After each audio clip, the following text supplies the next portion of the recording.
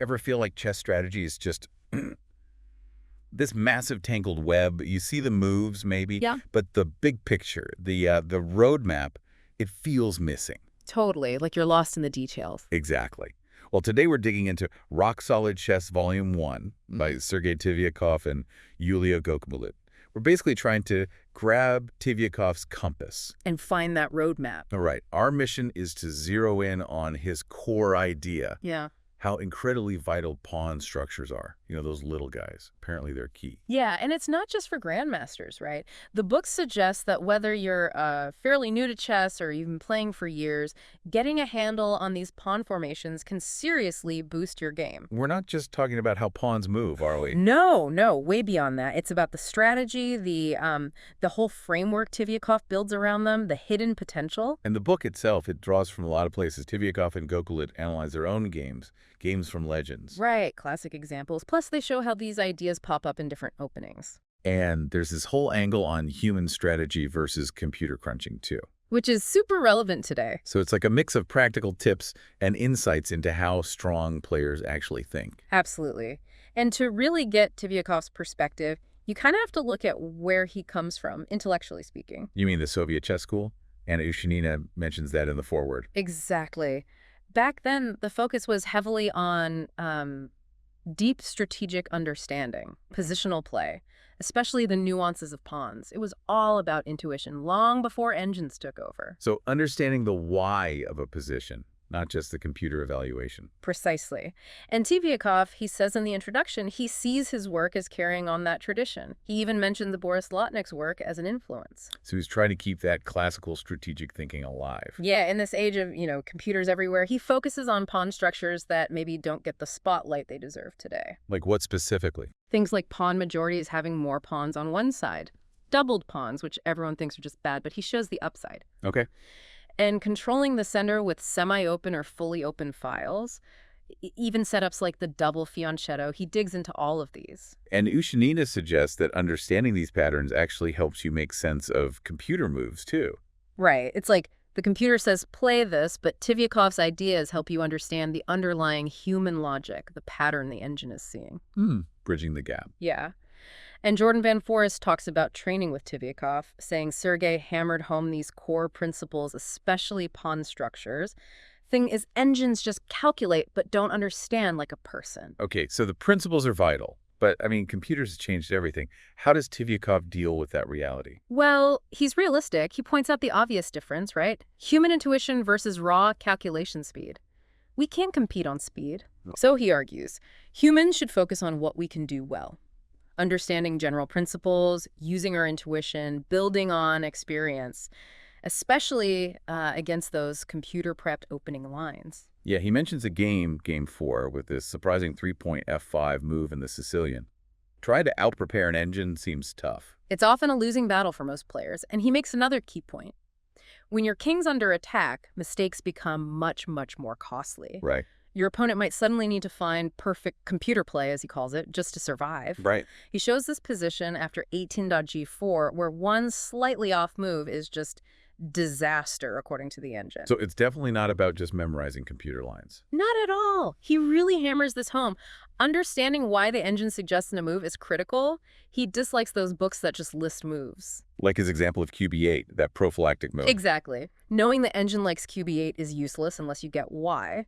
In that case, it stops F4, prevents an attack. It's the strategic understanding that matters. Which ties into his own playing style. Right. Using aggressive opening. Yeah, he mentions using openings like his 7-point X3 system to deliberately push opponents into those really sharp, complex positions. Where they need that computer-like accuracy. Precisely, where one slip can be fatal. It forces them to think deeply, not just rely on memorization. Okay, let's get into the weeds then. These specific pawn structures. He starts with pawn majorities. What's the core idea there? So the basic idea is having more pawns on one wing, like 3 against 2. You see this structure constantly, maybe from the French defense or the Sicilian. He mentions his own phi.dxc5 in the French often leads there. Right, it's a structure he knows inside out from practice. And the main strategic goal, which he shows really clearly in Game 14, is using that extra pawn to eventually create a passed pawn. A pawn that can't be stopped on other pawns. Exactly. And that passed pawn, especially in an endgame, is often decisive. He walks through the steps in that game, showing how white converts the advantage. He also notes how sometimes quiet-looking moves early on, like F4 in that game, can be a sort of psychological setup. Yeah, maybe lulling the opponent, making them underestimate the long-term plan. That's the human element. And he connects it back too, saying these endgame ideas are fundamental, found in classic manuals by guys like Portish. Okay, now doubled pawns. These usually get a bad rap. What's Tvyakov's take? Well, that's what's interesting. He acknowledges they can be weak, but says they happen all the time, and there isn't enough written about their potential upsides. Upsides, like what? Control of central squares, for one. He shows in Game 28 against Van den Dole how accepting double pawns let him grab the center and attack the king, exploiting weak squares. And opening files. Yeah, in Game 31 against Solskis, doubling the opponent's pawns deliberately opened the G-file for a direct king attack. So the context is everything. It's not just automatically bad. He also mentions that Smyslov-Tull game. Ah, yeah, Game 29. Classic. Smyslov actually trades off his doubled pawns later, but only to get other advantages, a better pawn structure overall, the two bishops. It shows real strategic depth. But he does balance it, right? Saying they can be strong in the middle game, but often a liability later. Absolutely, he's clear on that. Middle game strength, potential endgame weakness. It's that dynamic aspect again. Okay, next up. Semi-open files in the center. What defines this and why is it important? This is super common. It's basically when you have one pawn for each side on adjacent central files, like, say, a white e-pawn and a black d-pawn. The d-file is semi-open for white, the e-file for black. Got it. And Tvyakov stresses how holding your own central pawn structure here is often key for building an attack. Like in that Lasker-Capablanca game, Game 51. Perfect example. Lasker's central pawns were ideally placed, and it really cramped Capablanca's game, especially that bishop stuck on c8. It couldn't get out easily. And these structures can lead to sharp play, too, opposite side castling. Definitely. He shows that in Game 57 against Tregubov. White castles queenside aggressively in the Caro-Kann, 10.00000. These semi-open files often create tension and lead to tactical fights. All right, so what happens when the center files are fully open? No pawns left on, say, the D file. Tvyakov sees this as flowing from the semi-open file discussion. Usually it's a symmetrical pawn count, like 7 versus 7, but one central file is completely clear. And the strategy shifts. Yeah, he suggests these structures are often a bit more stable, maybe less immediately explosive. The focus becomes more about maneuvering, patiently targeting small weaknesses in the opponent's position. He uses his game against Kasparov, Game 63, right? Where 12.d by e5 open the D file. Exactly. And then he analyzes how to actually use that open file. It's not just about putting a rook there. It's about aiming for weak squares, like d7, in that specific position. He even compares plans, suggesting a different approach than Capablanca took in a similar structure. So it's about concrete targets. Right. Leveraging that open file to create real problems. Okay, last structure. The double fianchetto. Sounds a bit exotic. It's where you develop both bishops on the long diagonals early on, like g2 and b2 for white. Tvyakov calls it a kind of hybrid system with features of closed openings. What's the main thing to watch out for? He immediately flags the potential for weak squares, especially dark squares if you fianchetto on the king side g2. That bishop leaves holes behind. And he shows how to exploit mistakes against it, like in Game 96. Yeah, Zuchin versus Tvyakov. White played an early bg5, and Tvyakov shows how that wasn't quite accurate, allowing him to gain counterplay. And sometimes opponents just try to trade pieces against it. That's a common reaction, yeah. Trying to simplify. He shows that in Game 98 against Rayev. But Tvyakov stresses he's perfectly happy to play the complex positions that often result. Simplification isn't always the best answer. So let's try to boil this all down. What are the really crucial takeaways from Tvyakov's approach here? The biggest one is just realizing how fundamental pawn structures are. They shape everything. The plans, the piece placement, the weaknesses, the strengths.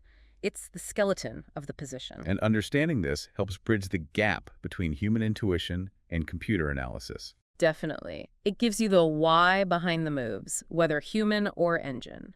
And he strongly believes in learning from the masters, seeing how they manipulated these pawn structures. Not just admiring their tactics, but seeing the underlying strategic foundation. Exactly. And remembering that these structures aren't fixed. A strength can become a weakness as the game changes, particularly going from middle game to end game.